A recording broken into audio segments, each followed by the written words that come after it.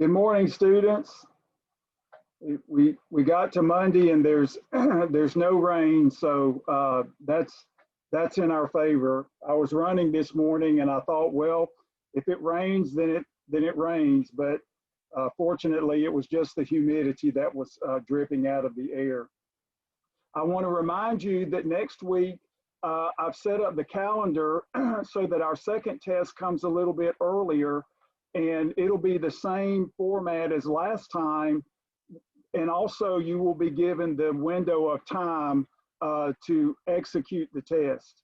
So there's less material makes it a little bit simpler, and it gives you an opportunity to get vested into the process of integration. Of course, we'll have a couple of the applications, work, and center of mass, but then this will give you some time to invest additional time into the techniques of integration that we will cover through this week. And in the past, this has been a good way to test. It just gives you a little bit more breathing room, and then you don't have a test that's too heavy with material. The lots of topics in this class, and so I want you to feel very comfortable with the integration process. Now, I want to start today's lecture completing some exercises on integration by parts, and then we want to move to the trig integrals. And again, the trig integrals are really integrals that you're going to be a lot more comfortable with, because they're really integrals that we've done before, but maybe we just didn't think we were doing them. That's usually the way math goes. It's like, oh, I've done this before, but no one ever really called it what it was. And so what we're going to do with the trig integrals is just make them a little bit more formal. But I think you're going to find that your work in trigonometry is going to pay off even more today. Now, the first integral I wanted to start with is a Webber-Sein integral, as is pretty much all of them. And when you look at this integral, you think, oh, this is a good calculus 1 integral. And it would be if this were not the inverse sine. So of course, if this were the inverse sine, we could make this table ready in one step and be gone, because we have the x squared and then the differential would be the 2x. And so that would be a very simple integral, or at least an integral that we could do readily. So what I like about this particular problem is that it requires the integration by parts technique. Now, one thing we want to notice is we do have a simple term here. We've got a polynomial, which again differentiates to 0, but we don't have an easy integral. I mean, just to integrate inverse sine requires integration by parts. So this one's going to go a little bit differently. Again, we don't have the scenario that I've talked about in previous problems, so we can't use that. So what we're going to do, again, we're going to try integration by parts.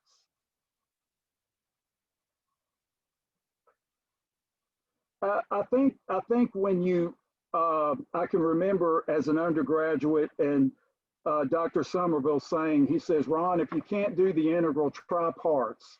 And when we would prove the formulas in the integration tables, we'd usually use parts. And so he was wise in saying that. So what we're going to do is we're going to start out with a differentiation column and an integration column. You can always organize your work this way. And again, this is only giving you some suggestions as how you can organize it. You can do it any way you like. But we'll have the inverse sine here. And I'm going to do a little bit of work on the integral first. So we can differentiate that, and we can certainly integrate x. Now, maybe this will be all we need, but what I want to do is go ahead and dress this up like I mentioned initially. We've got what appears to be the u here, and then we've got, you know, the x here, so we need to dress this up a little bit to get it ready for the integration by parts. So we can write sine inverse of x squared, and then thinking of a u, and have a 2x dx with the 1/2 outside. Now, when you look at this, you're thinking, okay, well, what is this going to do for us? Well, if I make this change here, this is fine, but now I need my 2x here. So this will dress up the integral with the correct differential. And then, of course, we could go ahead and bury the 1/2 in here with the inverse sign, but we'll just remember this when we do our integration by parts. So this is just one way to dress the integral in a way that will get it ready so that you don't leave out factors. So now we can now differentiate, and this is one of our friends. Remember, we have 1 over the square root of u squared. And u is x squared, so we get 1 minus x to the 4th. And then we have to have times the derivative of u, which will be 2x, so we can just slide that into the numerator. Now, you can go ahead and put the dx here if you like. Again, we've been kind of relaxed, but you don't have to do this. Again, you know that's going to be there when you write your integral. So this would be the correct derivative. And now here, this 2 makes this a little bit easier. That is, when we anti-differentiate, we add 1 and divide by the new power. So in doing that, we have x squared divided by 2, which absorbs that 2. So we just get an x squared. So that's one pass, but now you can see that this is going to be a simple calculus 1 integral when we multiply. So again, the integration by parts allows us to do this problem. So first we have the diagonal, the uv with the plus, and then we have the integral b du with the minus. So again, remember, these are built in. So if we have minuses here, we must multiply. So don't forget that. So now we're going to apply integration by parts. Remember, we have the 1/2 outside, and we're integrating from 0 to 1. So now here we have the uv term, which is x squared times the inverse sine of x squared.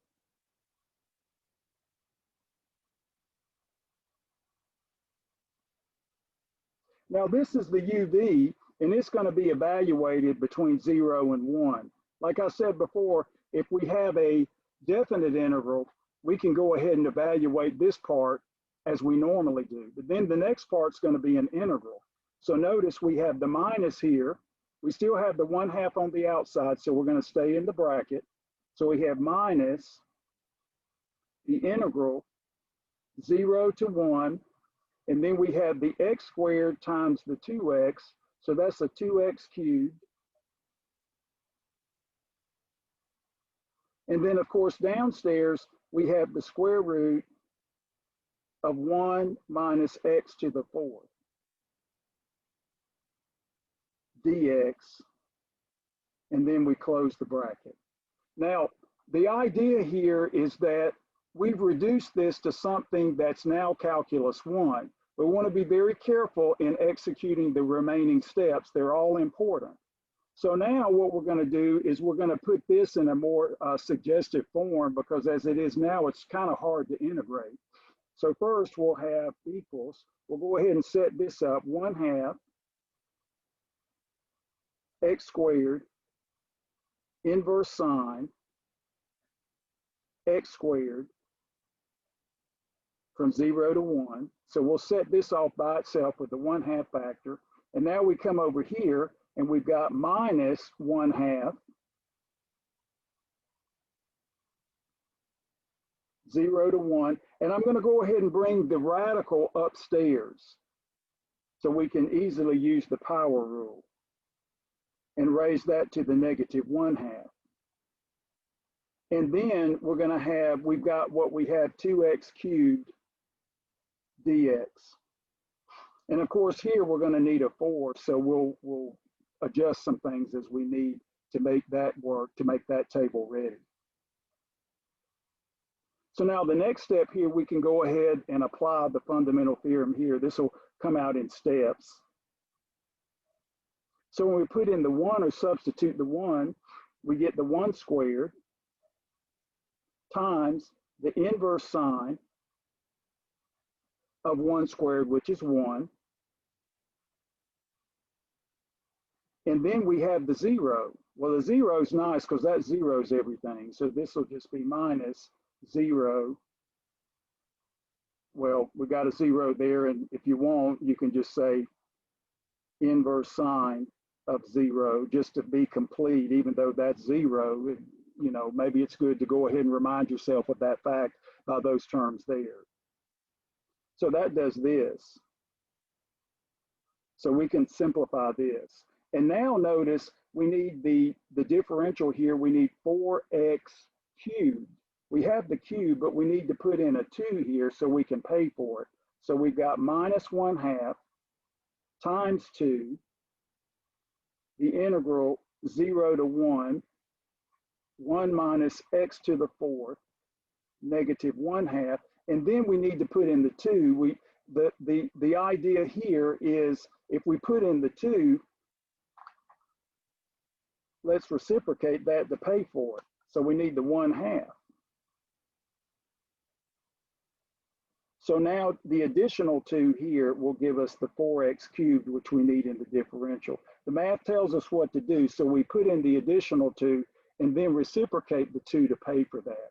So again, this is entirely equivalent to this, the 1/2 and the 2 here absorbing. So now notice we have the correct differential. Now another thing that I need to notice here that is very important, let me write this down. So we'll just think of this as a u substitution. U equals 1, because we're going to need a minus sign instead of just doing all this in my head. Du is negative 4 x cubed dx. So not only do we need the 2, we need the negative. So now we're going to have a negative there. So this requires the negative. So negative required.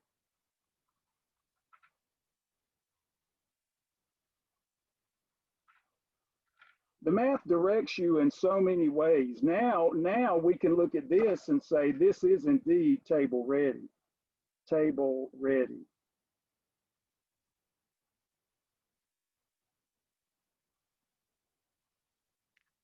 So now we can finish this. So now we've got the 1/2. Now this term is 0, but the inverse sine of 1 is pi over 2, just using the unit circle. So we have 1 times pi over 2. And then here, we've got the minus 1/4 outside the integral with the negative, so that's a plus 1/4. So minus minus. And now add 1 divided by the new power. So the new power is going to be 1/2, so we have to multiply by 2.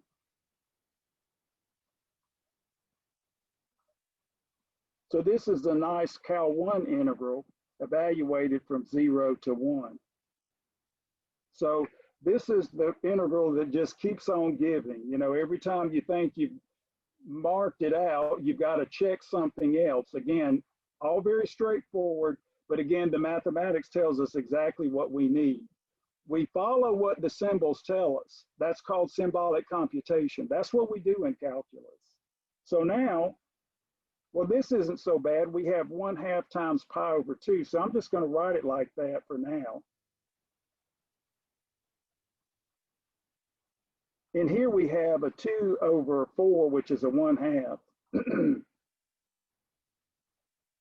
So now when we substitute the 1 here, we just get 1 minus 1 to the 4th. That's 0 to the 1/2. Minus, and now when we substitute the 0, we just get 1 to the 1/2. Excuse me. So this gives us 1/2 times pi over 2 plus, minus 1/2. Now, when you look at this and think about how we could dress this up, we could factor the 1/2, or we could just get a common denominator of 4. So let's do that. So we have pi over 4, and we'll do a 4 here, and that gives us a 2 over 4. So we could write this as maybe 1/4 times pi minus 2.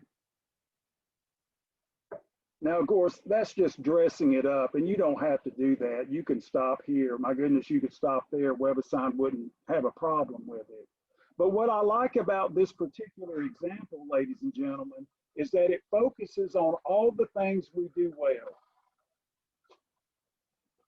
When you think about the process, again, of integration, we are really strapped at being able to have the facility we do when we differentiate, because all these are based on reverse processes, which are much more difficult.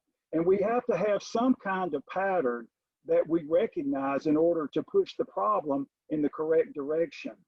So again, we start out with what seems to be an easy Cal1 integral, but we have the inverse sign, and we dress it up so that we at least get the differential the way we want it. Now remember, and this is all up to you. You can couch the 1/2 on the inside here and bring everything together, or you can do as I did and just only worry about the 2x and then remember the 1/2 when you apply the integration by parts. So this part right here, we applied integration by parts, but then of course we have to remember the 1/2. So there are many ways that you can affect the anti-differentiation. But I want to be very explicit here. When you start to move into the simpler integrals, again, treat them with the same respect. I mean, some are really simple, and this is really not a difficult Cal1 integral, but you've got some negatives running around, you got a fair amount of numbers running around. So treat it with a little bit of respect so that you don't make careless errors. And then, of course, work the problem exactly. As I've said from the very beginning of the course, all problems are done exactly. If there is a direction otherwise, you can follow it. You do all of your problems exactly. That will never change. In any mathematics course, the problems are to be answered exactly. I don't know where it got to the point to where everybody decided that a decimal approximation was correct. Pi is not 3.14. That is simply a crude approximation when that's all all that's needed in the problem. So again, we have to rely upon symbolic computation, or our mathematics would be riddled with all kinds of Randolph error, and we can't suffer that. I mean, as future engineers, computer scientists, math professors, physicists, you name it, you have to work in a symbolic way so that your results are meaningful. So again, know how to do this problem. This problem kind of covers all the bases when we're doing calculus, and this will come up again and again in our work throughout this course, and especially when you get to differential equations. You'll like that class. Differential equations is fun. It's like you get to use your Cal1 and Cal2 like you never thought you would have to. Now, one problem that I want to do is like the secant cubed integral, in the sense that what we saw with that was a repetition of the integrand. And so what happened is that the integration by parts method turned into an algebraic equation. We don't normally think of an integration process as becoming that algebraic, but that's exactly what happened. Now, when you do more transform methods in your engineering classes,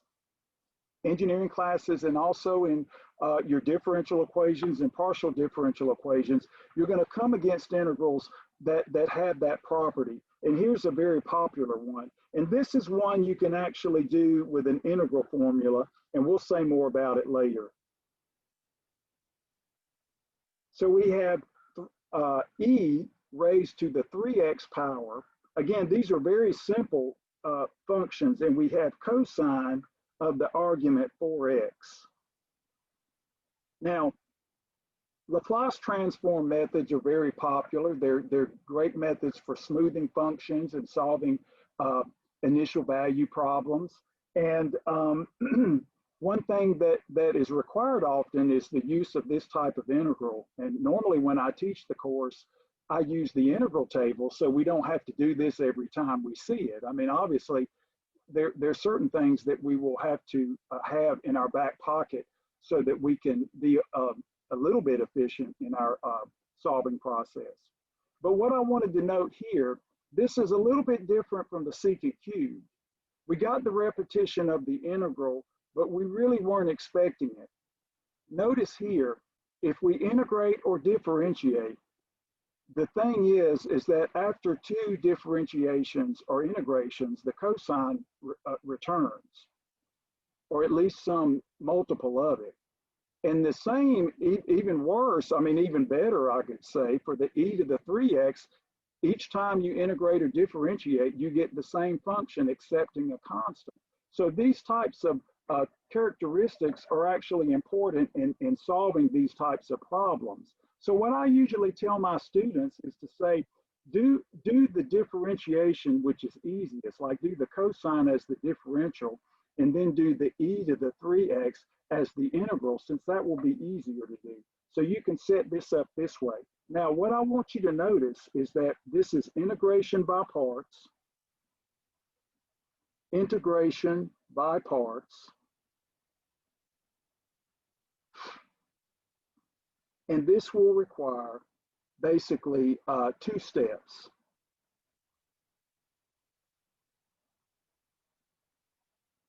And what was the when I did it before, I would say a pass, 1 pass. I'll say 2 passes, 2 passes. So basically, like we've seen before, apply twice. So instead of having to start over, we let the u and the v be chosen automatically. Okay, so this will be 2 passes of integration by parts. That is, we apply twice, and then we write down the algebraic equation. So now we have differentiate, integrate, and this is your choice. I'm going to go ahead and differentiate the cosine. It's always easier to remember how to do that. The integrals are just the opposite signs, but that's easy to do. And then we'll do the e to the 3x here. Now, we're going to relax the notation. We won't use the differentials, keep it nice and relaxed, and make it a little bit easier notationally, okay? So now, let's go ahead and differentiate. So we'll get, in this case, the derivative of the cosine is the negative sign, but we have the 4 here. So we have negative 4 sine 4x. And we might as well, I've told you we have to do 2 passes, so let's go ahead and do 1 more step. Again, we're going to have the cosine of the 4x, but another 4, so that'll give us a negative 16 cosine 4x. So the process is very straightforward, but a little bit more lengthy. Now, of course, this is our friend e to the kx, where k is the constant. Remember, we have to have the 1 over k coefficient when we anti-differentiate. So we'll get the 1/3 e to the 3x. So the k is 3.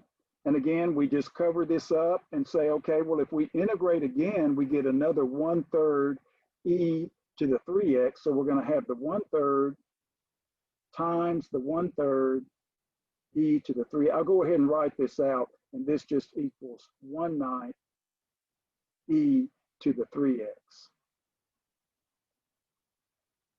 Now, the reason we only need 2 passes, and this is what's important, notice when we integrate in the second pass, we get an e to the 3x and a cosine, which is a multiple of the original integrand. So this will become algebraic again, okay? So remember, with secant cubed, we only had 1 pass. Here we have 2, but it repeats. So remember, the diagonals alternate in sign. So we have plus minus. I always put a circle around them. I started doing this when I was teaching business calculus for some reason. Now remember, the first horizontal line is minus, the second horizontal line is plus. They alternate also. So remember, the horizontals, minus, plus, minus, plus, the diagonals, plus, minus, plus, minus. So remember, if we skip the first horizontal, which we need to, because we're applying this twice, then we have the plus here. notice the second integration by parts is done automatically here. Here's the new U, here's the new dV, automatic. This process, which is basically an adaptation of the Oliver Heaviside shortcut method, works beautifully with these types of integrals and keeps track of all the signs for you. So now, let's go ahead and write this down.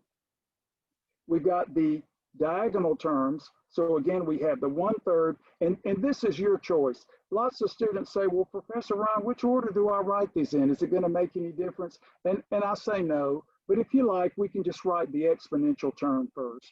So we have 1/3 e to the 3x right here, and then we have the cosine 4x.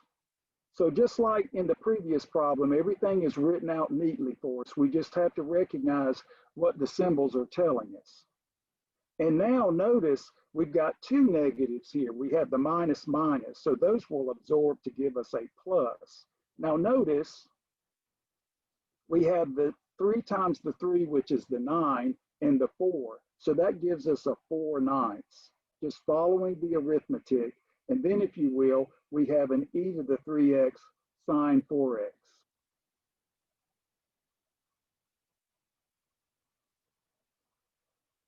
So this is a very, very elegant procedure and one that you will do often in your careers in STEM. Now, lastly, and this is where we see the power of this method, notice when we do the plus here, we've got the minus here, we have the 1/9 here and the 16, so we get a minus 16/9, and then we have the original integrand, e to the 3x cosine 4x, and that carries the integral sign.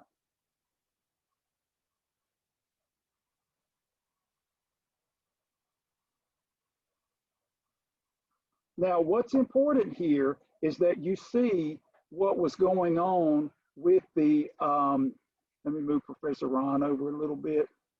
I can see everything. You see here that we didn't have to do any work to get the repetition of the integral. It just fell out of the woodwork, so to speak.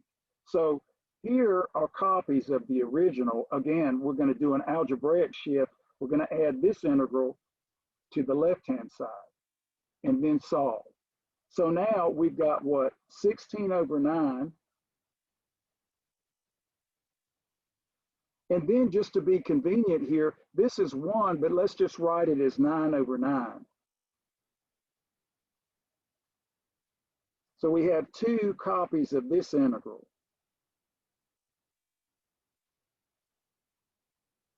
So this was not as bad. This is actually easier than the secant cubed. I've waited to do it because, again, it takes 2 passes here. So again, just look what I've done here. I've just added this integral. These are like terms, so to speak. Think of this as a z and a negative 16yz and just a 1z. And so to the 1z, I add 16/9z. So that's all I've done there. That's algebraic.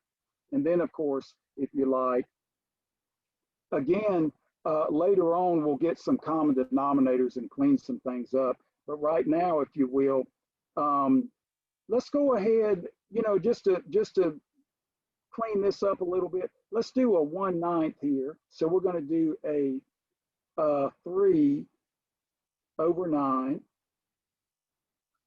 e to the 3x cosine 4x plus 4/9 e to the 3x sine 4x. And now I just want to go ahead and clean this up a little bit.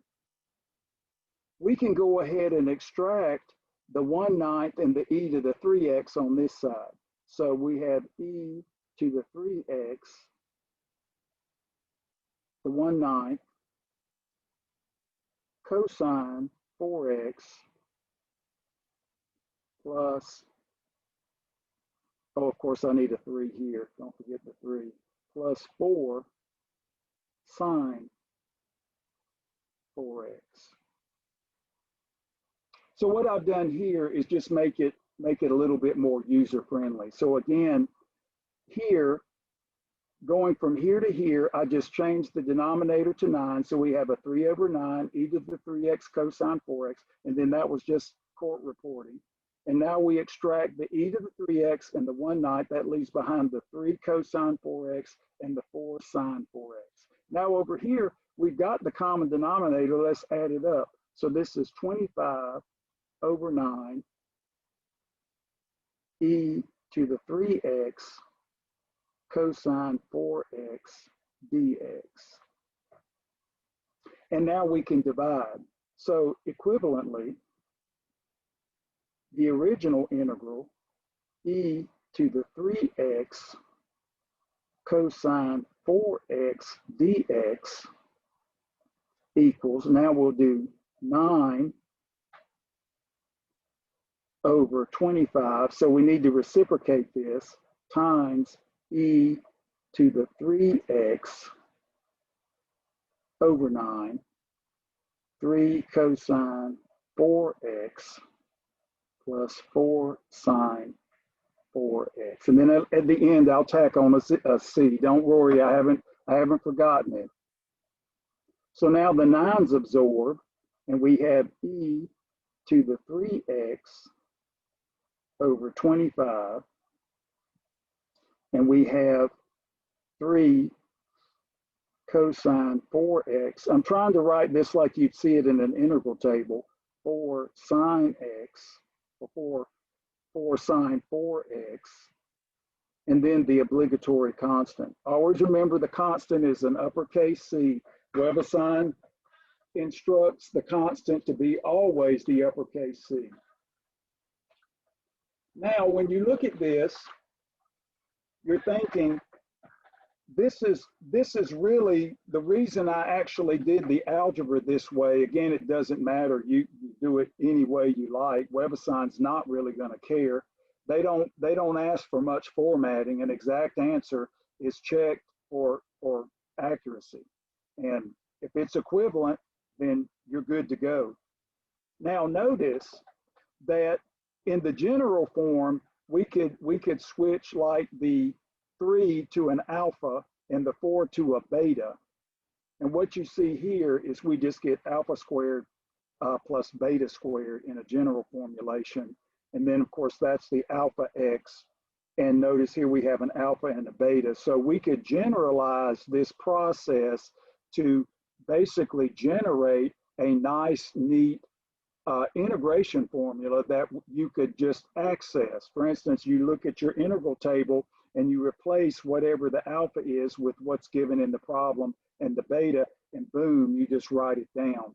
So the integral table is kind of like the quadratic formula, but much more voluminous. There are integrals on top of integrals on top of integrals, just all over the place. And the nice part about the integral table is you recognize a pattern and say, okay, I do know how to do this, but I don't want to do it from scratch, so I'm going to utilize the integral table. What we try to do in this class is teach you the techniques and then make you aware of how these techniques generate very useful integration table formulas. And so just like in a chemistry class, if you take organic chemistry, you have tables of organic chemical reactions, or inorganic chemistry, you have tables of inorganic chemical reactions. You have tables of integrals for mathematics, and these are handbooks. You know, you might have a handbook of engineering math that has integral tables, differential formulas, geometric formulas, all kinds of things that you would use as a practicing engineer. And of course, before computers, you know, there were still computers around when Professor Ron was an undergraduate, but not like it is today. We use punch cards. And so you still had to have your books and go to the library because all the internet that we know today was not around. So you can still have these books and things. I mean, you don't have to have everything on your phone, but I'm sure most of you would prefer that, just basically have everything digitized. Okay, now, so this makes a very, very nice technique for integration by parts. Again, I want to remind you that the technique here is simply a method of organization. You can always organize your integration by parts this way, regardless of what happens. Even if you don't have a term differentiating to zero like we've seen before, this technique organizes your work in a very simple way. It's kind of like students that I see do the product rule for differentiation in Calculus 1. It's a wonderful technique to keep up with factors.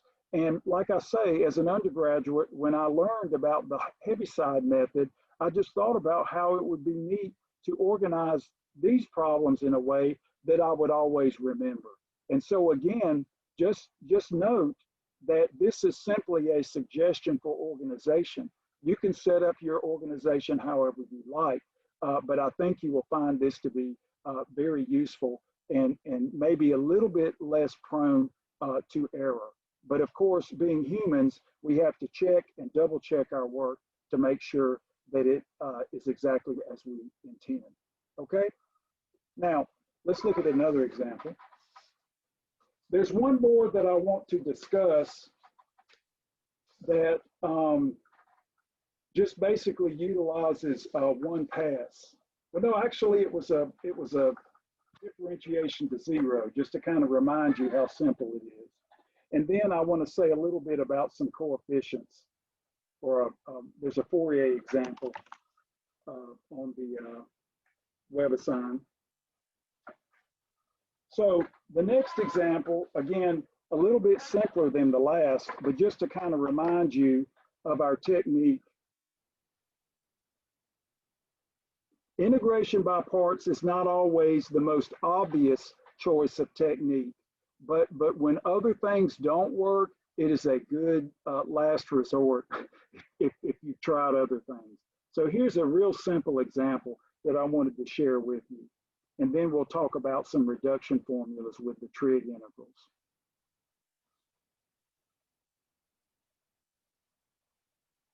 I just wanted to do a little reminder of the simple type of integral that we have here. And of course, you could spice this up a little bit by putting a 2x there if you like. It's no big deal. You know, while we're at it, let's just go ahead and do it. Let's go ahead and make it more interesting.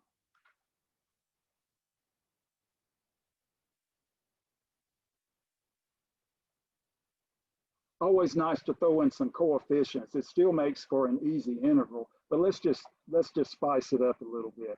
Now, notice this indeed is a simple integral. The integral of cosine is the positive sign, and of course we'd have the 1/2 because of the differential here. This is very easy to integrate, and of course this differentiates to 0. So we can see here that this is the best of all the worlds.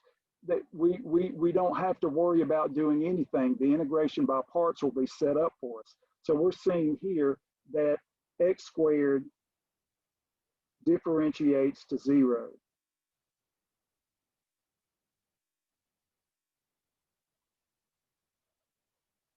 And we say cosine 2x is an when I say easy, we don't have to do major techniques, is an easy integral.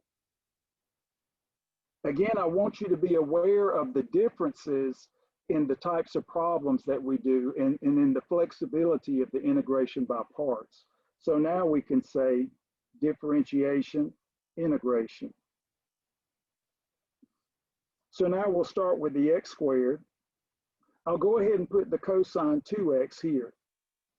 But notice, since this is an easy integral and this differentiates to 0, let's go ahead and differentiate to 0. 2x, 2, and then 0. So you can really see the power in this Oliver Heaviside method. And again, the selection of the new u and v is done automatically for us. You don't have to, you know, make a big tirade about, okay, here's our new u and our new dv, when it's automatically selected for you. So now, again, the antiderivative of the cosine is the positive sign. So we have the 1/2 sine 2x. Now the antiderivative of the sine is the negative cosine, and we get another 1/2. So we get negative 1/4 cosine 2x.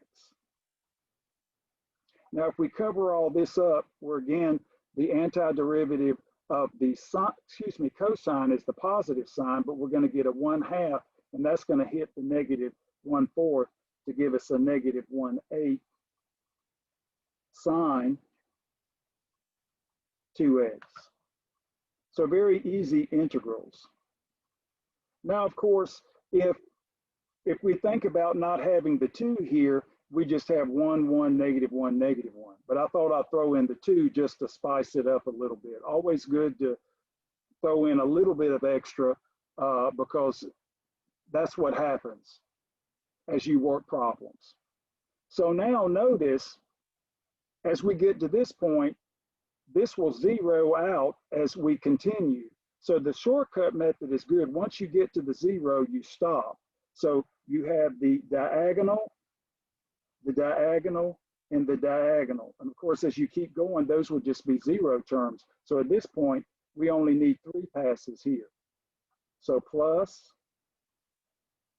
minus, plus. Now, of course, you can do this 1 pass at a time and make 10 mistakes, or you can do it this way and get it correct.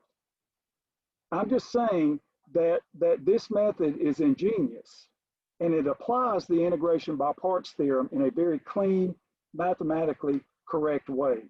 And I'm a big fan of good mathematical technique. I mean, I'm old school, you know that, when it comes to mathematics. But these techniques are ingenious, and they work very nicely and very cleanly.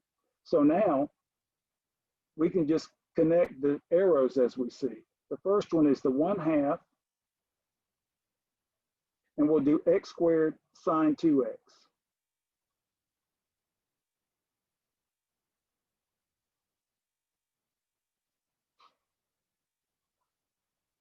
And then the next one, notice, we do this, but we have the 2 negatives, so they absorb, that gives us the plus. So we have plus, and we'll have 2, I'll just go ahead and write it out, 2 times 1/4 x here, cosine 2x. The hardest part is just making sure you cover everything, that you get everything. 2 times the 1/4 negative, negative, that'll be positive. We have the x and the cosine 2x. And then lastly, notice we have the 1 negative, so this will be 2. We can just do the minus out here. 2 times 1/8, and then we have sine 2x. And we can go ahead and add on the arbitrary constant. So what does this give us? 1/2 x squared sine 2x plus 1/2 x cosine 2x, and then we have a minus 1/4 sine 2x plus a constant. Now the thing is, we have sines and cosines here, and of course if you wanted, we get a common denominator of 1/4. We can go ahead and do that, so we'll get 2/4 x squared sine 2x, just to dress it up a little bit, and there's not much we can do.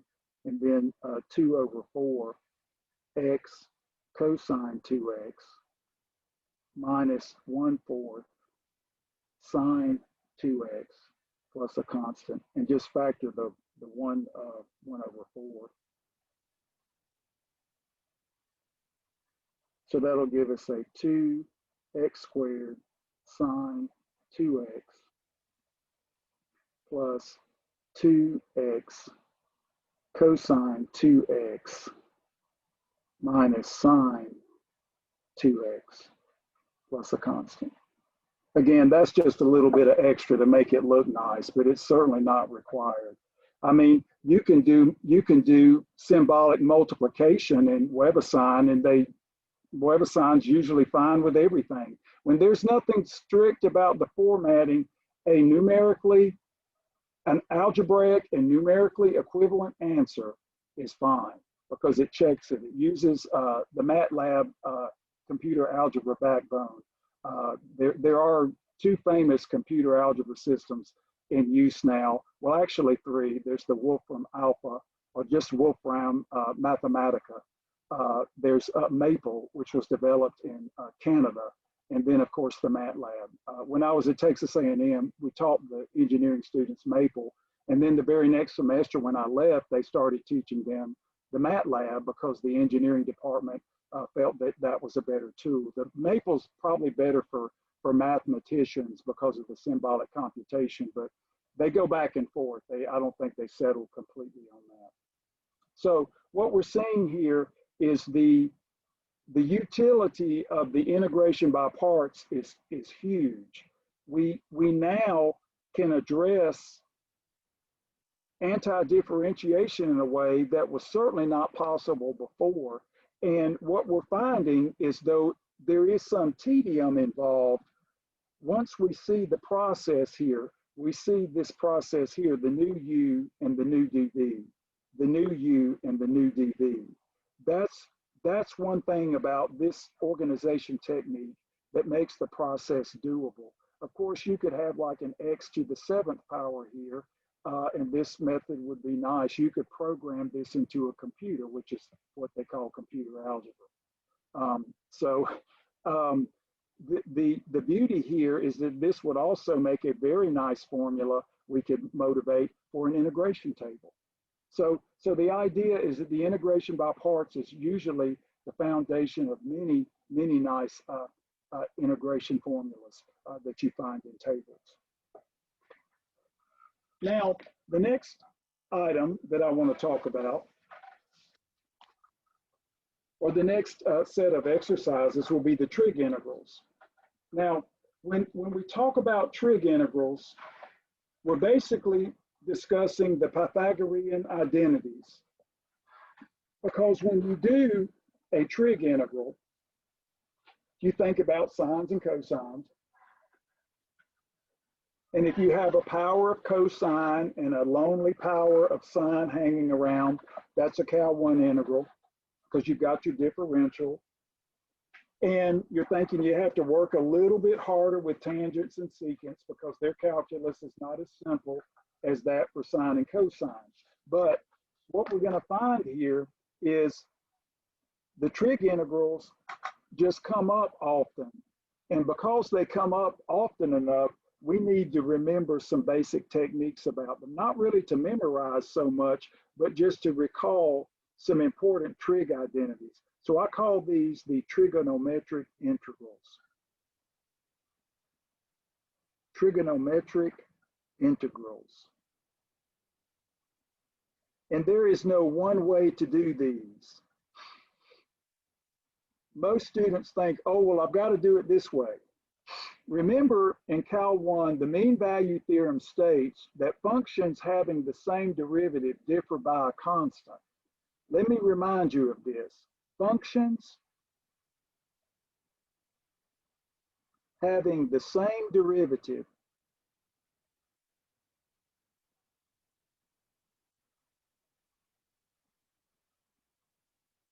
differ by a constant.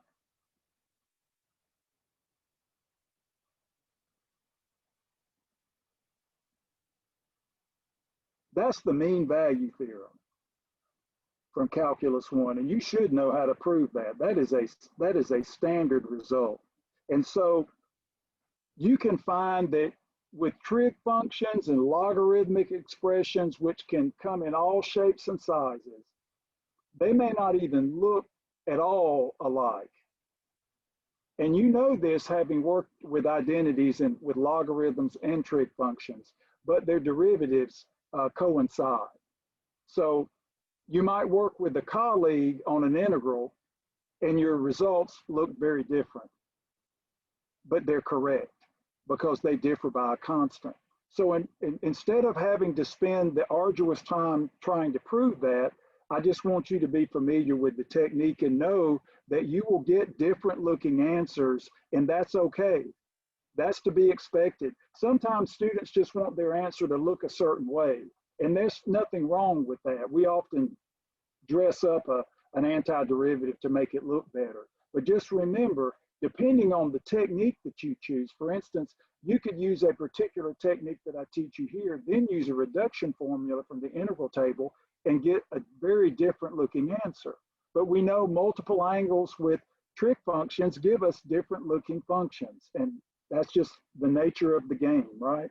So let's start out with a very simple setup here. So we're going to remember our trig integrals. We're going to start with the cube of sine of 3 theta. So again, remember, this is shorthand for sine of 3 theta quantity cubed.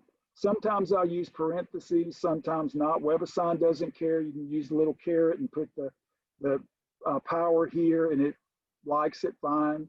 Your choice. Get rid of the parentheses and do this. You have that power. Cosine 3 theta to the 1/2 d theta. Now, when you look at this and you think, well, this is not very user friendly. I'm certainly not going to want to use that as a differential. But here's the thing: we have what we call an odd power here, and we can transform everything into basically a cosine formula and have the single sine power to act as the differential. So when you look at a trig integral, you think Pythagorean identity and you think calculus. If I can convert this term, at least sine squared, into a function of cosine, I can use the remaining factor of sine to act as a differential, because everything else will be powers of cosine. So we're thinking power rule along with the Pythagorean identities. So again, these will not jump out at you. You figure it out, and then you say, oh, I'm going to remember that. Next time I see it, I'll try a version of this.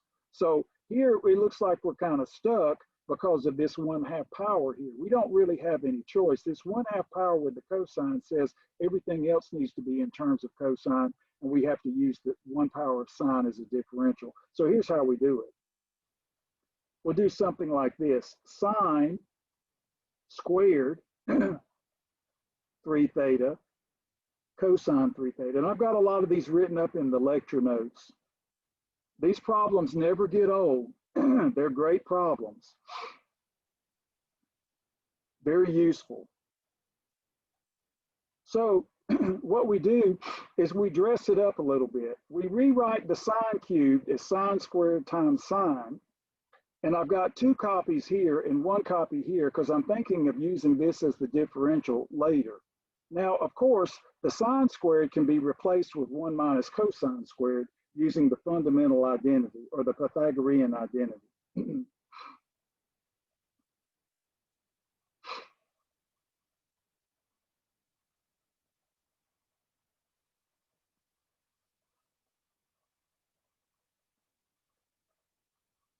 Now, here's where we, excuse me, want to kill 2 birds with 1 stone.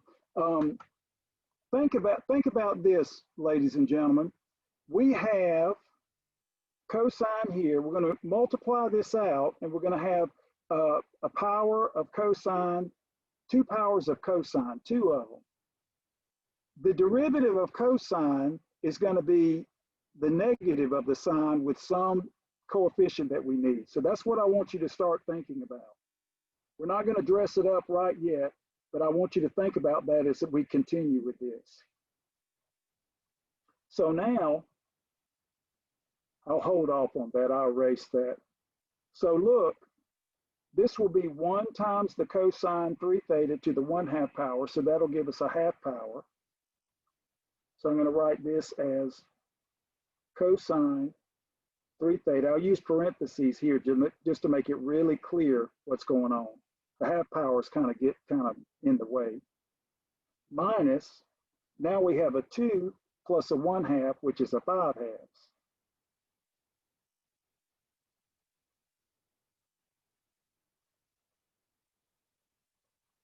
And now I'll give a little space here. So what we're thinking here is the u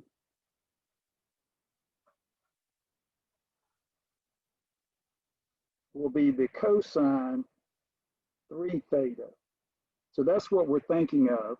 And the du equals -3 sine 3 theta d theta by the chain rule. So we've got to have the -3 over here. Just like we did in the very first problem. Like I think we had eventually knew that we needed a -4, so I put in the -2 and then put the -1/2. Now we need the -1/3.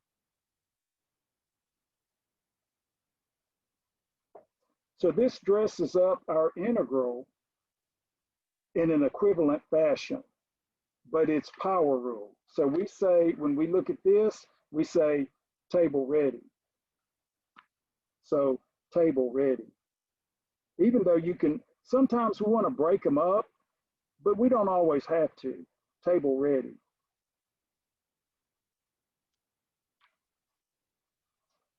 So when we look here, and if you like, we've got the -1/3. So we've got a power, u to a power, du right here. So add 1, divide by the new power. We got the -1/3 hanging out, so we don't forget it. 1/2 plus 1 is 3/2. Reciprocate, that gives us the 2/3. So cosine 3 theta to the 3/2. Add 1, divide by the new power. Now, of course, when we look here, we're table ready, but notice we have the -1/3 times the negative here. So this is going to be plus a 1/3. So we add 1 to give us 7/2, and then we reciprocate that. So that will be 2/7. Add 1, divide by the new power.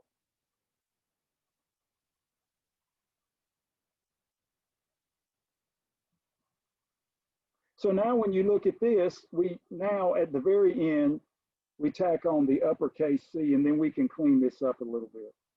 So we're going to get a -2/9.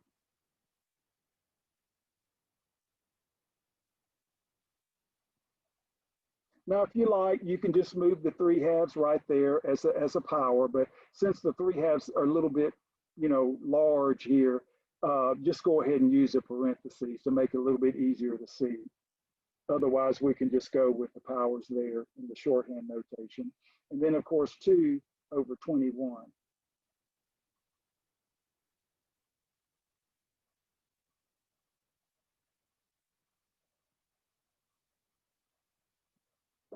So when you look at this kind of example, it does remind you more of Calculus 1. After doing integration by parts, it's like we're like, man, that's a new technique. We knew about it, but boy, there's a lot going on there. Here, we think, okay, well, this could have been a Cal 1 integral. The idea is that we simply utilize the calculus that we know and rig this problem so that we get a power rule. So really the trig integrals are probably the effort to either get a simple integral, trig integral from Cal 1, like maybe the integral of secant, which is the natural log of the absolute value of secant plus tangent. We've seen that before. Or something like this, a power rule. That will be probably what we're going to see the most in this class. And sometimes it's going to be a matter of, okay, when do I need to use that Pythagorean identity? Do I use it now? Do I wait? That is sometimes the struggle with these problems. But again, as you start to do these, work back through this example and then convince yourself that once you start doing these types of manipulations, they're going to become very natural. Now, let's look at an example that's really a reduction formula. But we call these the dreaded even power of sine and cosine. The thing is that you don't have to use an integral table, even though I'm going to share some of these reduction formulas with you. you can always use the technique that I'm sharing with you. Okay, so I'm going to give you the first technique. And then I'm going to share with you some reduction formulas and then the famous Wallace formulas. So say we have sine of 3 theta to the 4th power.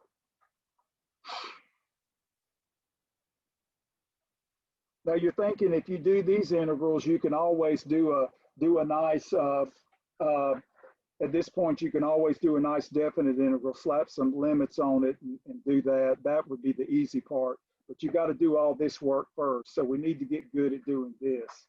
But you're aware of this. Now, this is where you're thinking, if I have a nice integral table that has powers of sine, I could basically do an induction proof to get a reduction formula for sine raised to the 5th power, any nth power you like, and be done with this problem. But I want to give you, before that, I want to give you a technique which you're going to remember and which most students find to be a better alternative because they don't remember the reduction formula. So I want to state here that this is not an easy Cal-1 integral. If this were an odd power, we could peel off, like we did in the last problem, a first power of sine and rewrite the even power in terms of cosine and be done in no time. That would be an easy problem. This is not easy because we don't have that available to us. The only thing we have here is the power reducing identity. So in order to do this problem in the standard way, like you would in pre-cal, we'd say first, we're kind of up a stump. So we'd say sine squared 3 theta, quantity squared.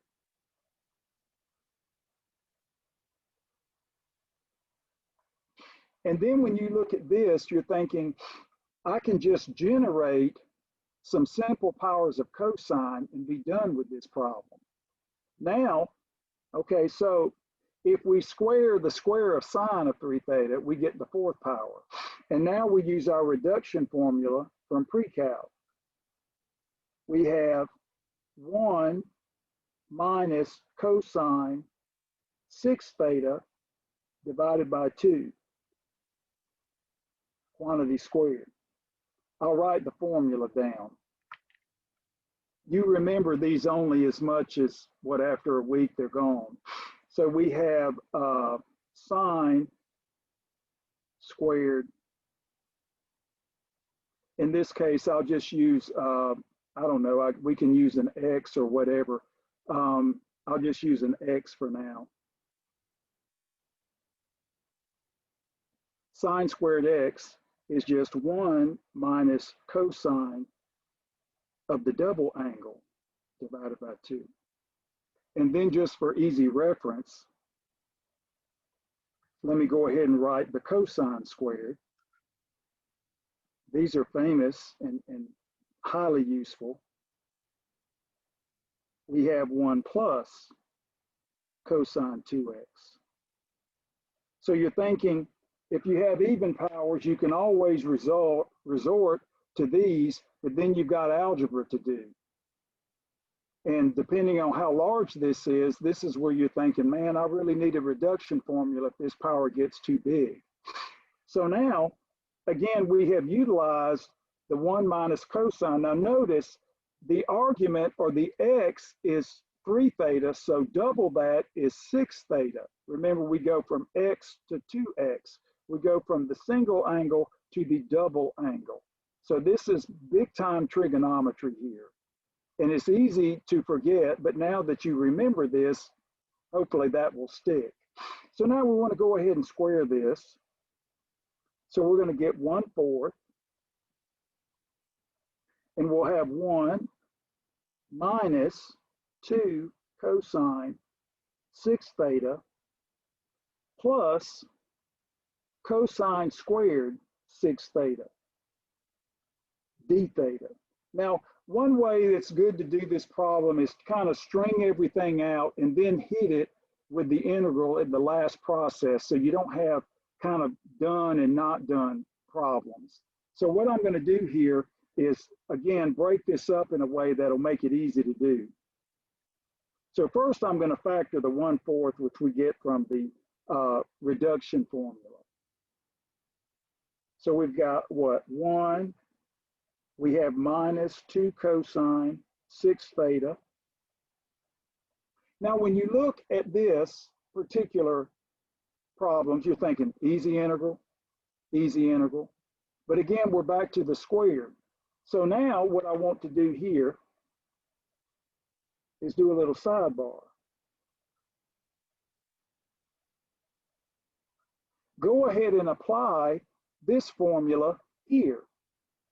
Here we've got an angle of 6 theta, and we want to replace it with a single power of cosine, but we have to double the argument. So this will be 1 plus cosine 12 theta divided by 2. And if you like, we can go ahead and break it up to 1/2 plus 1/2 cosine 12 theta. Now, when you look at something like this and you think about what we're doing, we're reducing all of these higher powers to single powers. And that makes our life easier.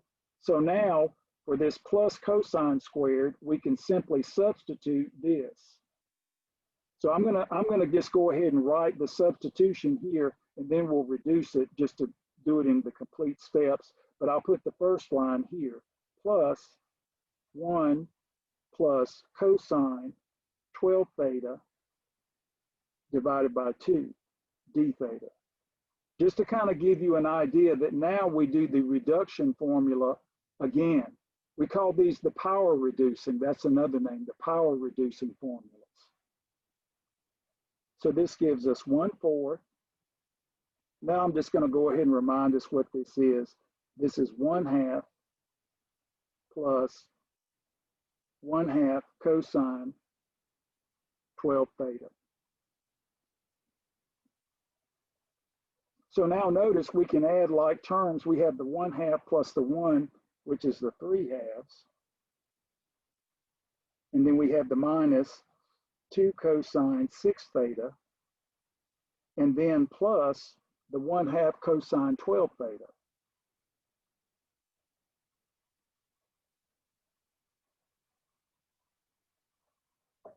So when you look at an example like this, and you think about what we're doing, it's up to you. Depending on how the problem moves through, you may integrate one part of it before you get to some other parts that require a little bit more algebra.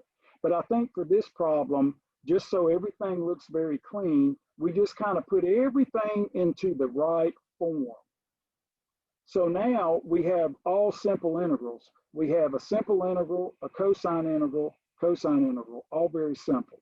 So now we can affect the anti-differentiation in one step. So this will equal 1/4.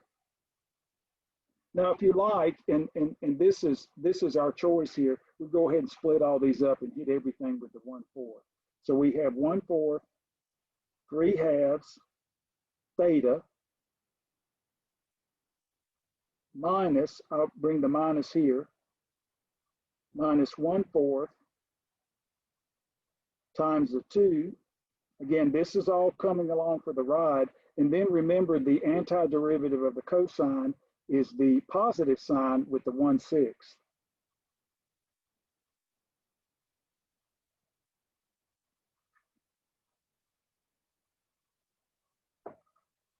And then likewise here, we have plus 1/4 times 1/2. And then of course, the antiderivative of the cosine is the positive sign, but we need the 1/12 from the differential. And then we tack on the c. So now we're looking at this and saying, okay, this is reasonable. So what does this give us? Well, here we get a 3/8. It's almost like we're doing a trig substitution. That'll come later. And then here, the 2 will absorb into the 4, and that'll give us a 2 times the 6. So we get the minus 1 over 12 sine 6 theta. Now here, notice we have an 8, and the 8 times the 12 we can actually compute. That would be a 16 with a 1, so that's a 96 sine 12 theta. So when we look at this problem, again, nothing about the technique was difficult except recognizing the fact that if we're not going to use some other integral table to assist us, that is something that was maybe developed through integration by parts, we can utilize the power reducing identities. Again, knowing the fact that since this is an even power, we're pretty much stuck. Even powers will require more work. The odd powers allow us to use calculus from the get-go. Again, an odd power here is no issue. That's basically a calculus 1 integral. Basically like the first problem, but the even powers require the power reducing identities.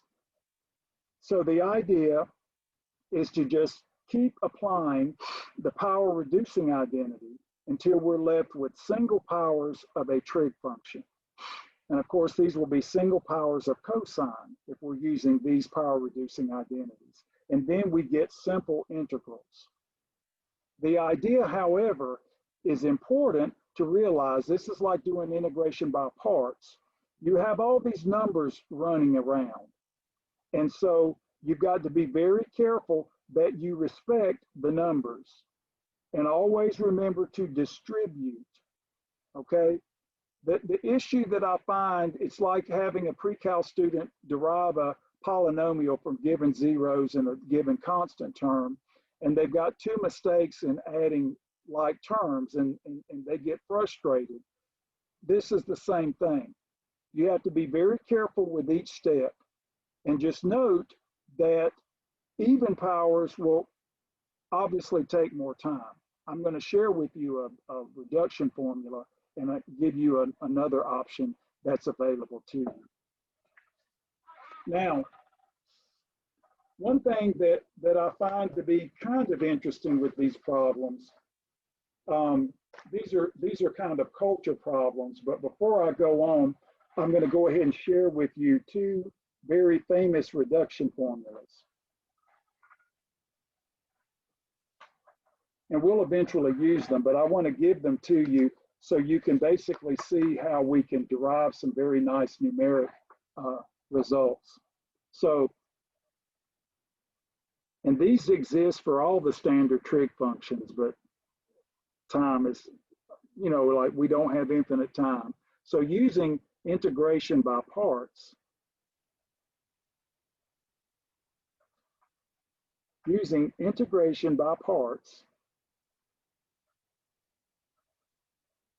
we can develop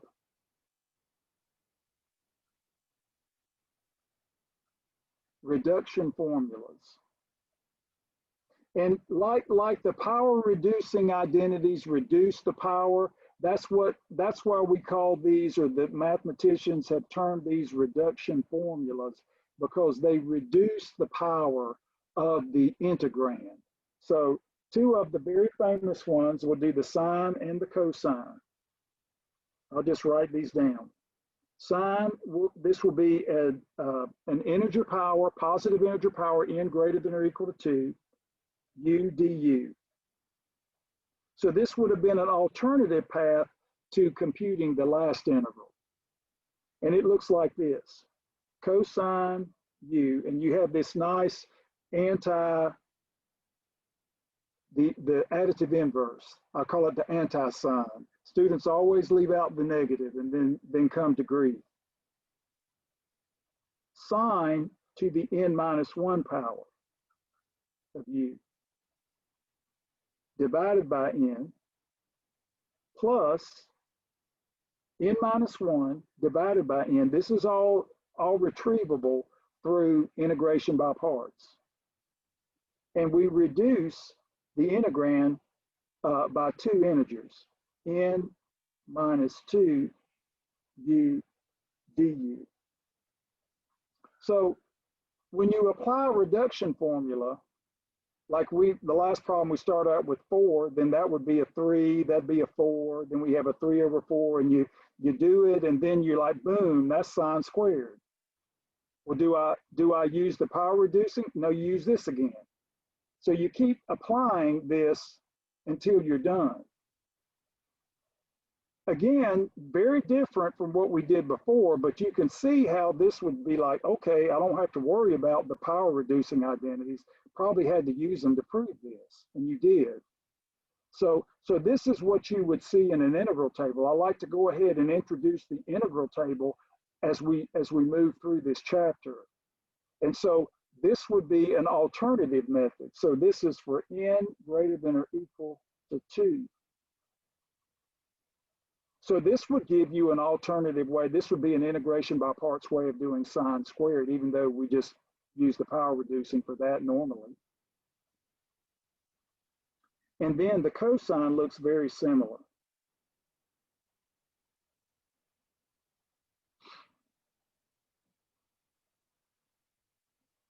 We have sine. I like to write the single power first. Some of the integral tables flip this around, but that's a little bit easier to remember what's going on. Put that sine u first, and then the n minus 1 power. So you can see these look very similar. We don't have the additive inverse here, but we got the single power and then the n minus 1 power. And then we're going to have the same coefficient for the integral. So maybe not the easiest to remember, but not impossible.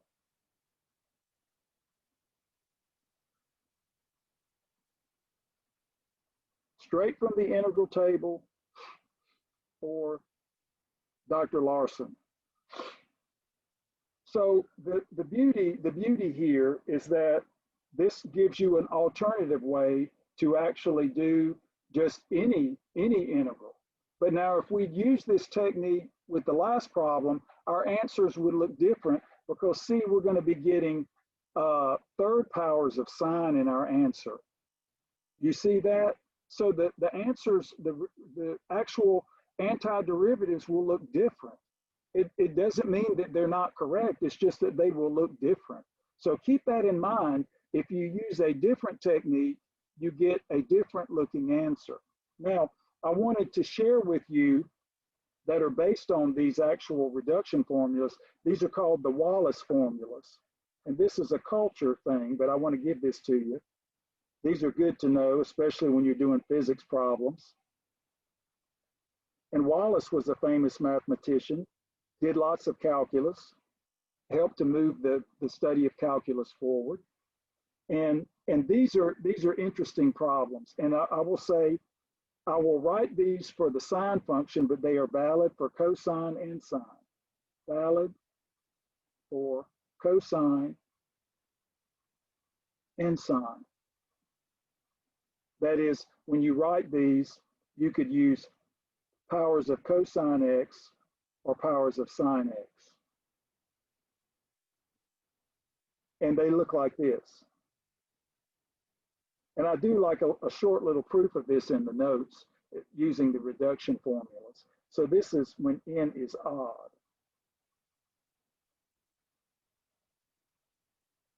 When n is odd and n is greater than or equal to 3, this just gives you a formula for a definite integral, 0 to pi over 2. So we'll have powers of sine x, odd, like third power, fifth power, seventh power.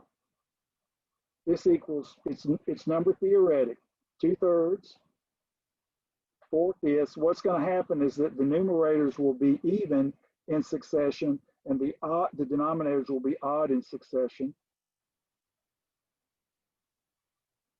And you extend to n minus 1 over n, not a surprise, n minus 1 over n. These are proven with the reduction formulas. So you get these factors here depending on the value of n, and this becomes a number theoretic exercise. The integral is done for you applying these results. So there you have it. That you know, it is very limited. I agree. 0 to pi over 2. So as long as you can rig things to have the 0 and the pi over 2, then you're fine. And boom, there you have it. Kind of ingenious that he came up with these with nothing but his skill, which again, I'm sure he had developed a reduction formula or something of the kind. And here n will be greater than or equal to 2. And we'll go 0 to pi over 2 sine, even powers of sine. Again, you can replace all of these, replace sine with cosine. They're valid for both. Now this looks very similar, but we start with 1/2. And then we'll move in the numerators with the odd integers and in the denominator, the even. Like that.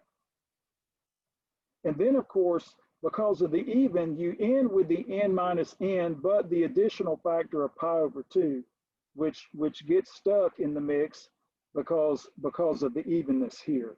You're just left with a du at the very end or a dx, and then you've got, you know, x evaluated between 0 and pi over 2, and that's where the pi over 2 comes from. Students always say, well, where'd the pi over 2 come from? It comes from the last integration.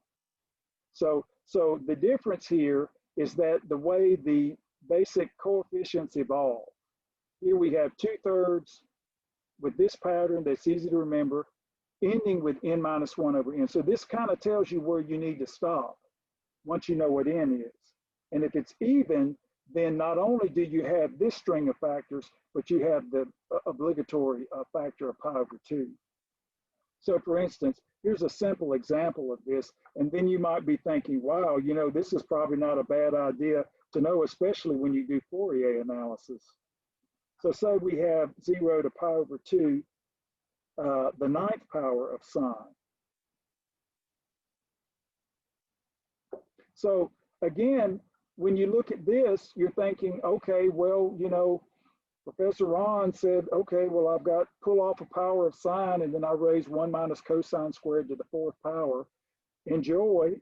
That would be fairly tedious, but if you've got this nice formula here, then not only do you use the power of integration by parts, you save yourself time and you get your engineering assignment done quicker. So now let's, and you know what I like to call these? This is what we call culture problems.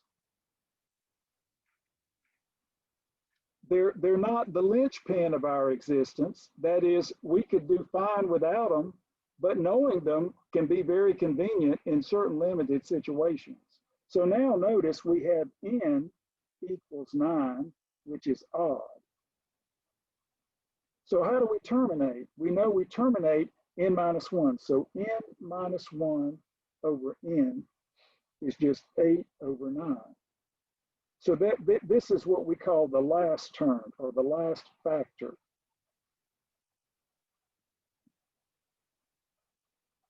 And I won't put an exclamation there. You're going to think that means factorial. In this class, that's a no-no, because factorials will come into our existence. So I'll just say that's the last factor.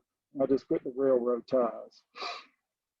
So now we think of our Wallis formula. So now use Wallis, say Professor Wallis. That's the closest to my name. I think Wallis was also English, and my background is English. You would think I would have an English accent, but that didn't happen.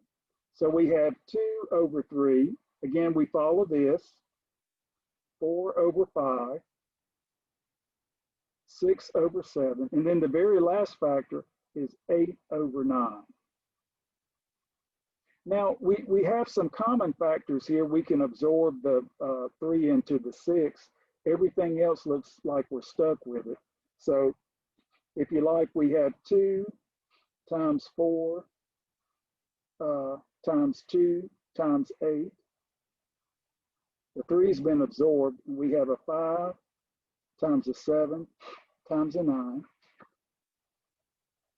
So now, if you will, we've got what? We've got an 8 and an 8, so a 2 times a 64. These are easy numbers, nothing like some of the horrible numbers we get with the applications. And then we get what? A 9 times a 35. So these are doable numbers. So of course that'll give us a 128. And then we get what? We get a 5. And then a 4 plus 27, that'll be what? 31. So we get 128 over 315.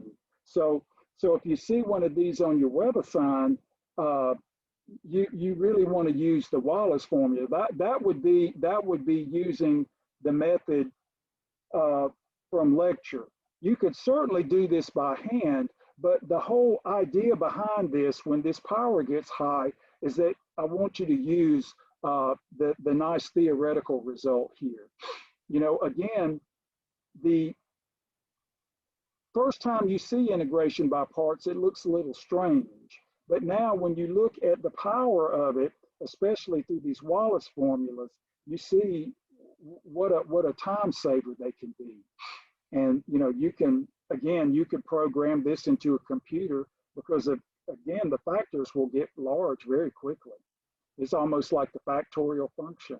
I mean, we basically have factorials here where we could rewrite all of this in terms of factorials and using powers of 2 and stuff. I'll show you how to do this when we get to our power series methods. WebAssign does a really nice thing of introducing some factorial formulas. And so I need to be careful if I use an exclamation and not intend it for something else. Okay, so this is an important example. Now what I want to do is say a little bit about an example that doesn't present itself in an easy sine cosine way. So when we do the Wallace formulas, we're doing a definite integral in order basically to contend with higher powers of sine and cosine from 0 to pi over 2. Now, what about if we got in some trig formulas? I'm gonna start with an easy one, and then I'm gonna go to a more difficult one. What I did here, I put a little extra problem in at the end, thinking my students would appreciate this before we jump into the deep end, so to speak. So here's an example here. Say we have something like this. We have 5 times tangent squared, because we've already worked with some, we did the 1 over secant x minus 1. We had the 1/3. Remember all the calculus we did with that? This would be similar to that.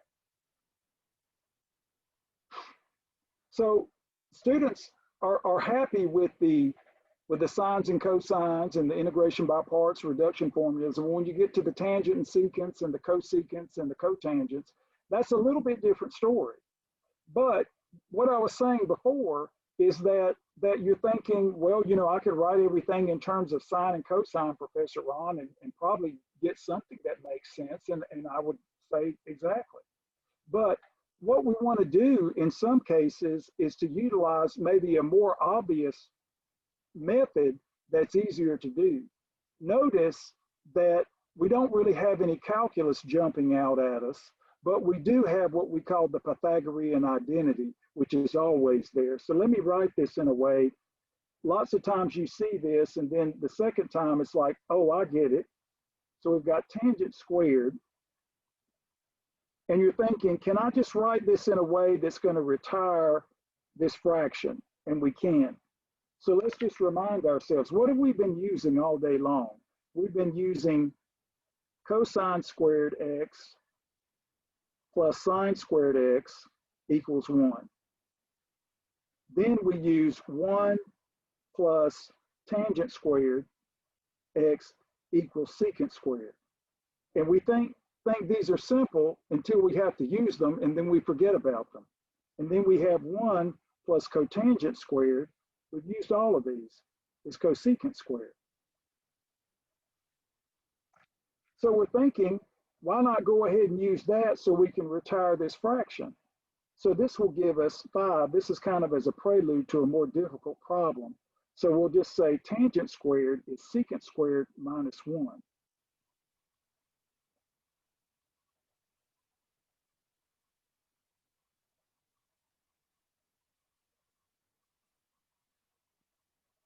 So now when you look at this problem, you're thinking, well, that's easy. And what I'm trying to say here is that even though the problem may be somewhat long-winded, the steps are straightforward. You just have to kind of push yourself out into the water and start paddling, so to speak. And so now algebraically, we can divide each of these terms in the numerator by secant. So this will give us a secant x, secant squared over secant is secant, and then we get minus, I'll just go ahead and write this out, 1 over secant.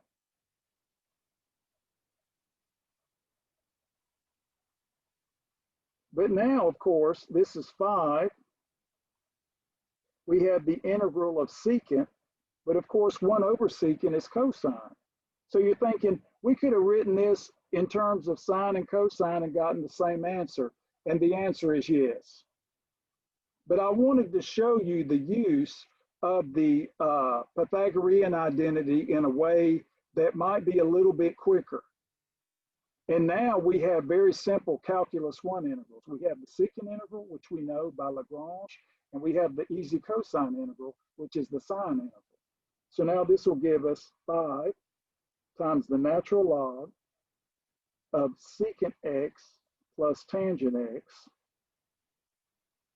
And then, of course, the antiderivative of the cosine is the positive sign, so we get the minus 5 times sine x plus a constant.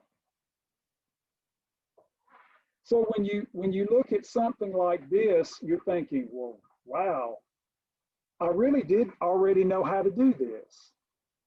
But what Dr. Larson does in this section is he just pulls all of these ideas together and throws in some new stuff and says, okay, now we can use the trig from your pre-cal class and throw in some integration by parts and give you a more thorough understanding of trig integrals.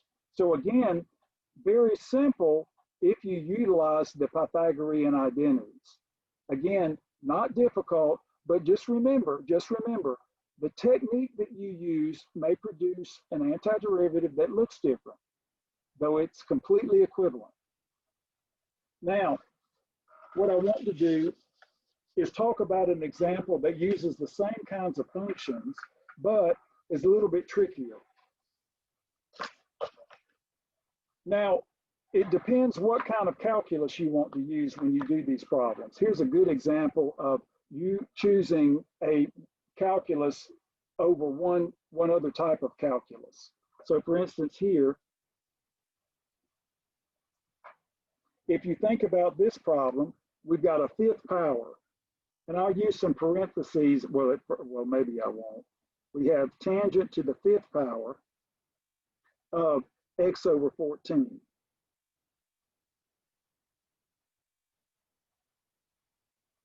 So if you want, you can put parentheses around x over 14. I'm not going to keep writing those. In WebAssign, they'll just build those in for you. But this is tangent of x over 14 to the 5th power. And you're thinking, okay, well, how do I do this in a way that's going to make some sense for me? Now, one thing I've noticed here that actually makes the process simpler is to think about how we can integrate some calculus in a way that pushes the problem forward. Now, we want a power rule set up. So here's one thing we can do, just like the very first problem.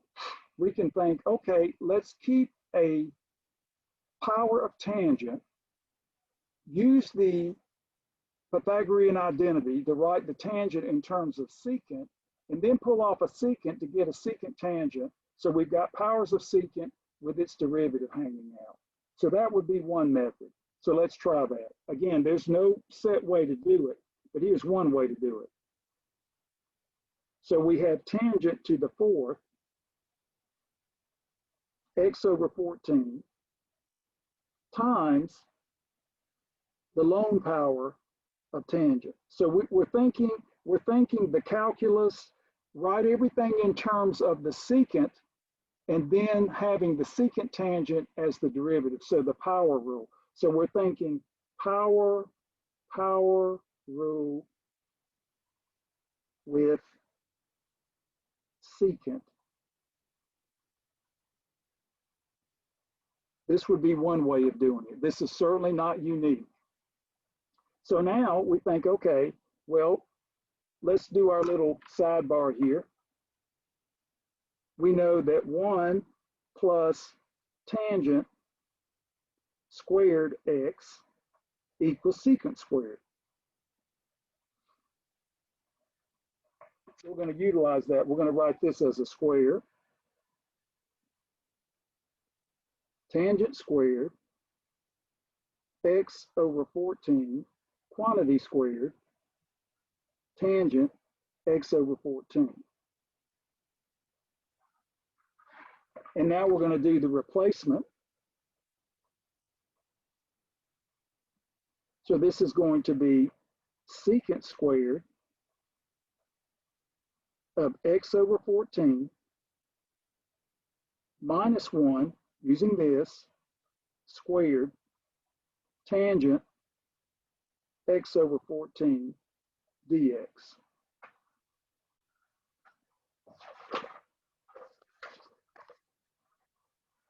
So now, binomial theorem. So we get secant to the fourth x over 14 minus, now we do the product times 2, so we get a -2 secant squared x over 14, and then we square the last term plus a 1.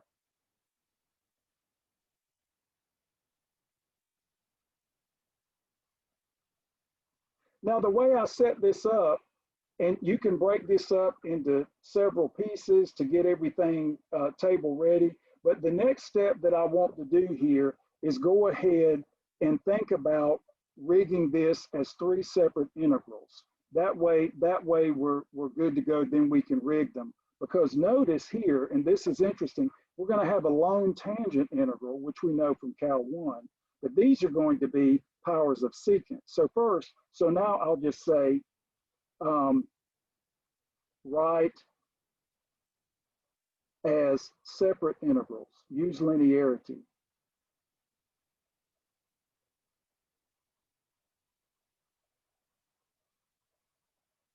And I'll just say linearity. So this will give us secant to the fourth x over 14 times tangent, and we'll dress that up. And then we have minus 2 secant squared x over 14 times tangent. And lastly, the lone tangent integral, which we know how to do. So when we look at this part, we're thinking, okay, let's go ahead and rig this. We're going to have a u to be secant of x over 14. So first, we need to have the secant tangent together. So let's go ahead and do that. So this will be a secant cubed x over 14. Now, if you will, and this is kind of important in a way that we want this to work out beautifully. So let me just go ahead to the side here and write our u is going to be secant of x over 14. Du will now be 1 over 14 secant tangent.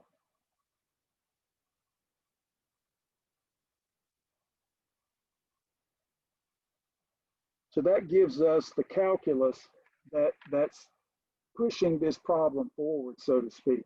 So now we take off one of the secants here and we shove in the 1 over 14, and then we have secant x over 14, and then the tangent dx, and then we pay for the 1 over 14 with the 14.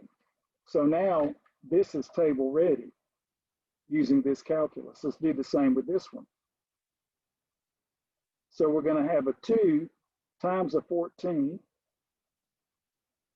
We're going to have a secant x over 14 times secant x over 14 tangent x over 14. Oh, let me squeeze that in. 1 over 14. Got to have our 1 over 14 right there. So now, table ready.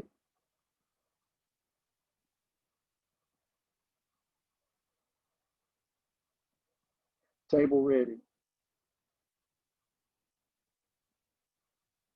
So I'm saying table, we have our basic table, which we're always referring to when we say table ready, because that's all we have.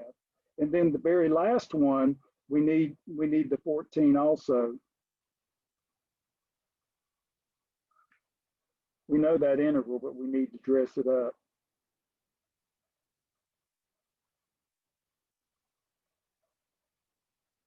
So again, this one's now table ready.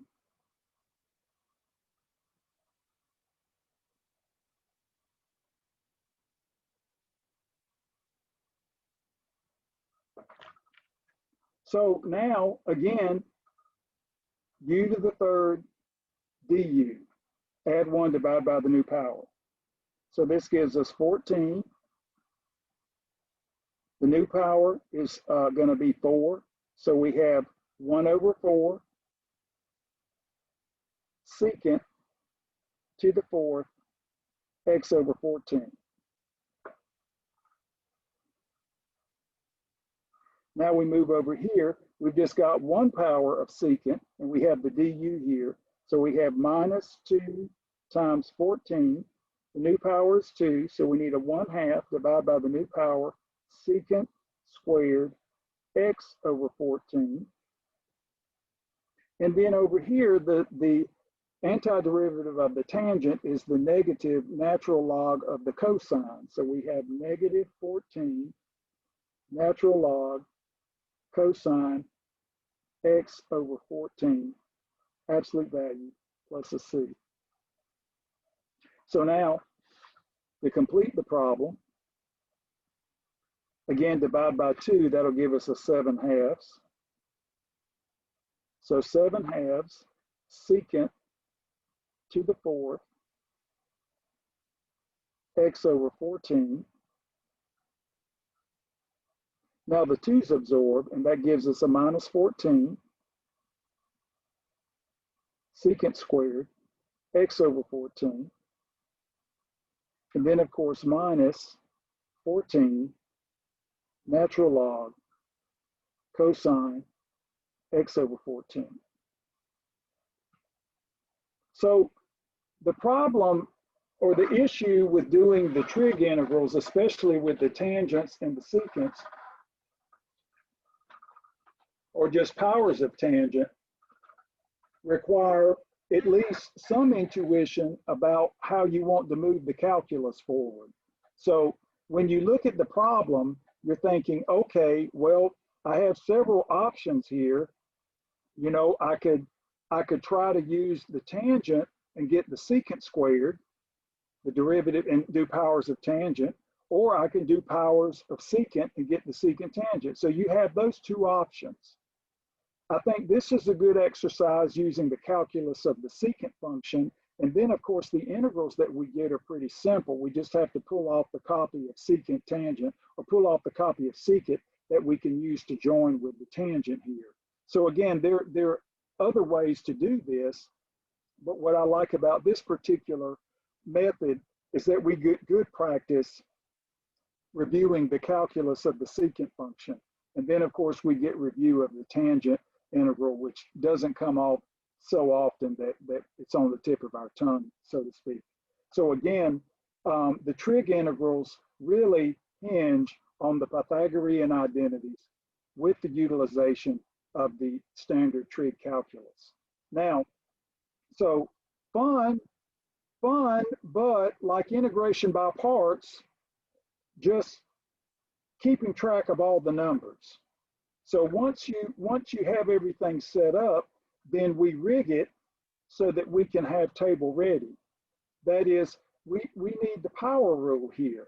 We need the power rule, but the power rule is not going to work if we don't have the numbers right. So we always have to make sure that the du is preserved here. Once we have the du preserved, we're good to go, just like we have here and we have here. Now, you're thinking, when in doubt, use integration by parts. But there's a technique, just like the Wallace formulas, that can save you the use of integration by parts. Not that it would be a bad way to go, but these are, for instance, let me just write down an integral that may come up. Say, for instance, we had the following example. Say you're in a physics class. I mean, you're in Professor Ron's Calculus 2 class, or maybe you're in his Calculus 3 class or whatever, or I don't know. Maybe you're in a engineering class or physics and you get an integral similar to this. So we have cosine 3x, cosine 6x, dx. And so you're thinking, okay, Professor Ron, I can do this. I can do this. This is integration by parts, and it's going to repeat. I just need 2 passes. And I would say you're exactly right.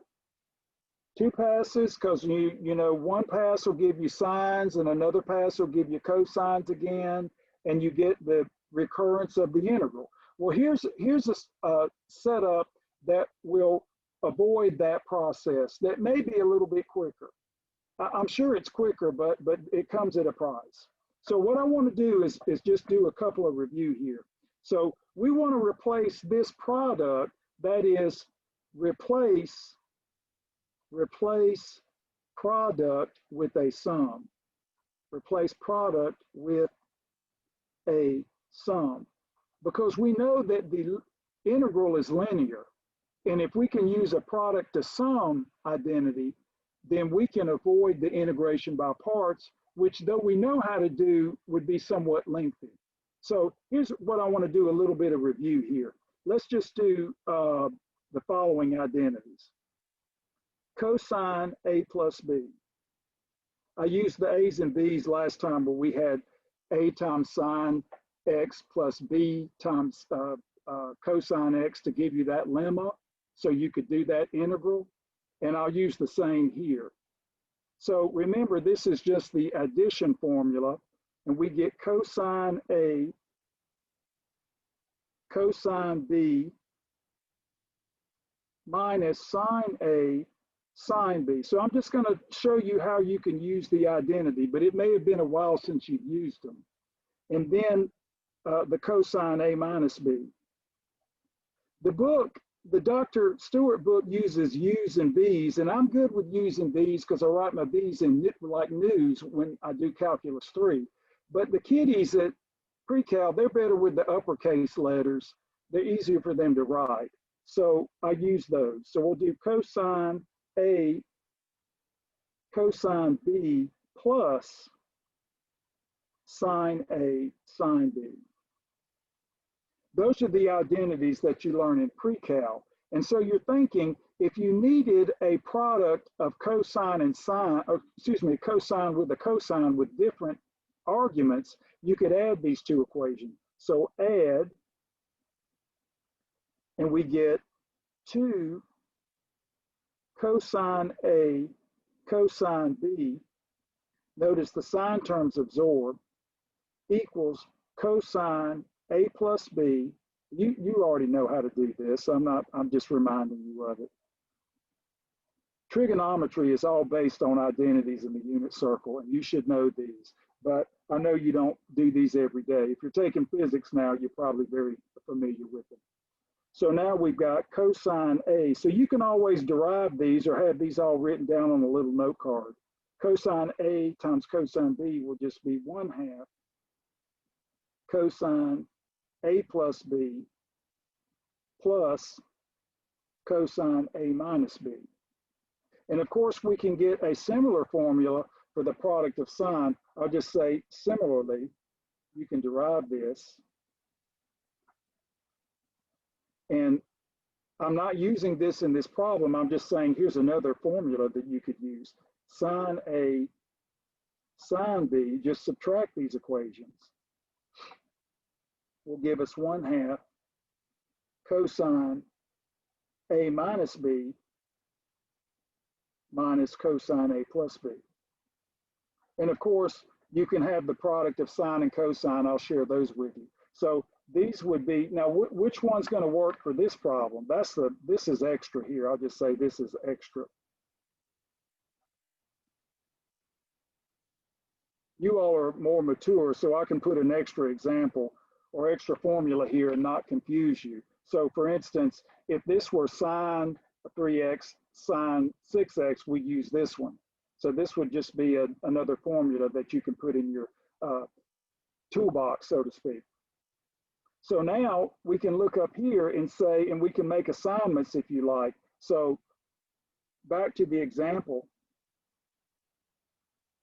If we compare here, we see A equals 3x. And we see B is equal to 6x. So equivalently, A plus B equals 9x. A minus B equals negative 3x. So now we can use the identity. So the integral of cosine 3x cosine 6x. Now you have to admit this is easier than integration by parts, but it does come at a price. You have to know this, but it's still easier. I mean, I would say it's easier. And so we have the integral of 1/2. So we've got what? Cosine A plus B cosine 9x plus cosine of negative 3x. And I'll put the parentheses since we have the negative 3, dx. So having this now gives us integrals which are simple calculus 1 integrals. No integration by parts, even though that's certainly valid. So now we can say, all right, well, what does this equal? Use linearity. This will be 1/2 the integral of cosine 9x. Well, boy, compared to the last problem, this is trivial. And then, of course, the cosine function is even, so the negative absorbs. And this will give us plus 1/2 integral cosine 3x.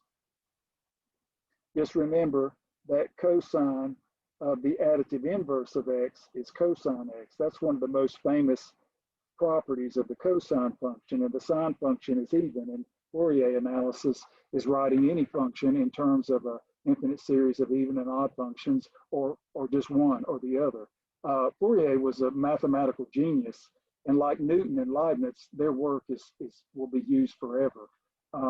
If you want to do electrical engineering, you will be very understanding of the work of Joseph Fourier, and fun stuff, good stuff.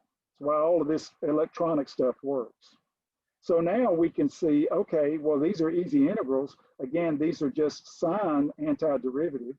So this will be 1/2 times 1/9 sine 9x. We seem to be getting these integrals a lot today, plus 1/2 times 1/3 sine 3x plus a constant.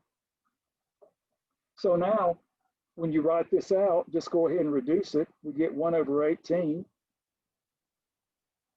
sine 9x plus 1/6 sine 3x. Now,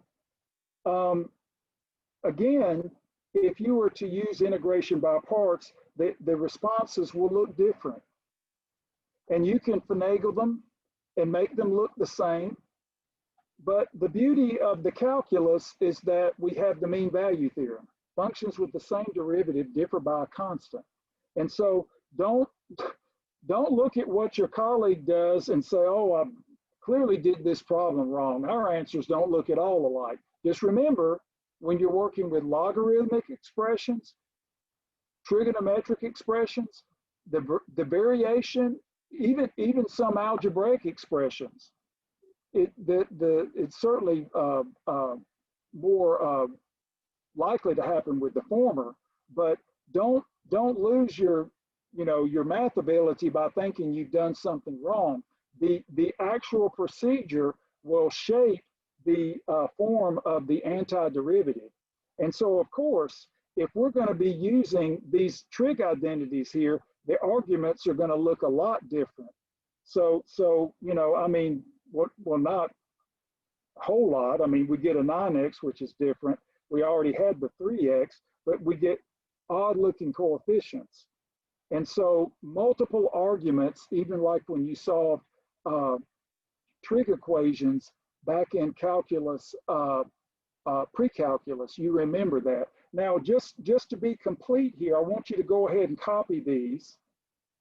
I just gave you these right here, and I just showed you basically where they came from. Here's the cosine A, cosine B, which I wrote down, and then, of course, the sine A, sine B, which is right here. I want you to go ahead and write these down so you have these for use with your WebAssign. Again, this will use the addition formulas and subtraction formulas for sine, and you have sine A cosine B will be 1/2 sine of A plus B plus sine of A minus B. So again, this will allow you to avoid the use of the integration by parts and use the simple linearity of the integral, Riemann integral.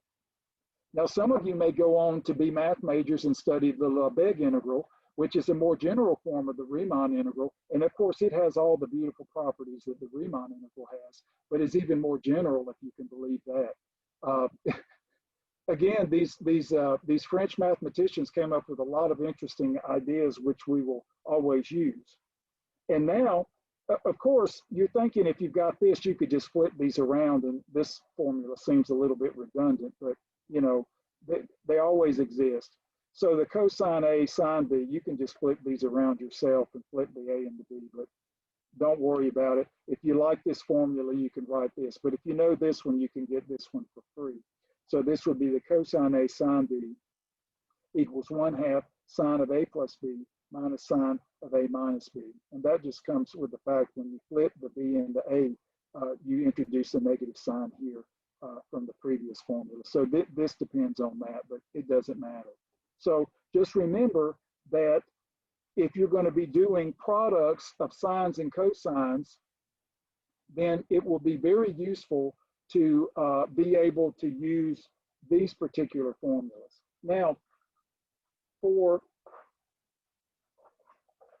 a problem that we're going to work on tomorrow, and then we're going to say a little bit about some trig substitution, I want to just give you a highlight of where we're headed. In one of your WebAssign problems, and this is where we'll say a little bit tomorrow, I just want to give you an idea, and I want you to think about this as you're doing your homework. For instance, and of course, we can dress this up, and I may dress this up tomorrow, but here's just an example of what I'm going to go through tomorrow. We're going to compute a power of the sine, but we're going to use the reduction formula. And when you use the reduction formula, again, you go ahead and dress it up. If you've got u is x, du is dx, that's the easiest possibility. And then we apply the reduction formula. Now, what I want to do is go through an example like this, and what you're going to see is that the actual responses are going to look very different, but they will be equivalent.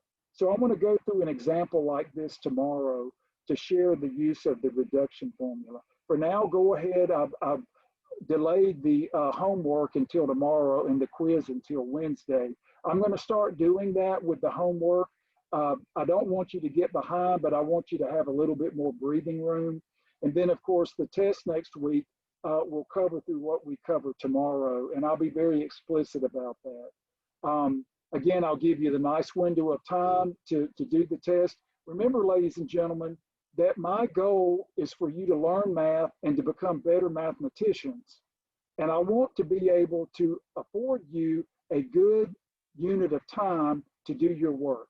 That is where you can select a period during those days where it's most relaxing and most comfortable for you, because I want you to have that environment to do the test. So just remember when you start making your plans, be very, put a lot of time and thought into thinking, what's the best time for me to do this test? Is it better for you to do it at 2 o'clock in the morning when the house is quiet, or you can choose this completely on your own. So I want you to be able to select a time that's comfortable and puts you in the best frame of mind. So we'll have office hours today. If I see you today, tomorrow, that will be fine. Otherwise, I'll see you on Wednesday, and we'll finish up the trig, and I'll start talking some about the trigonometric substitution, but I'll clearly let you know where the test ends. Probably I'll be good to you and just end it with the trig integrals, and we'll go ahead and move into the trig sub, but that's going to actually help you with the topics we've already covered. Well, thank goodness it's not raining. I'm grateful for that, and you all have a wonderful day. Thanks for your attendance today. We'll see you later.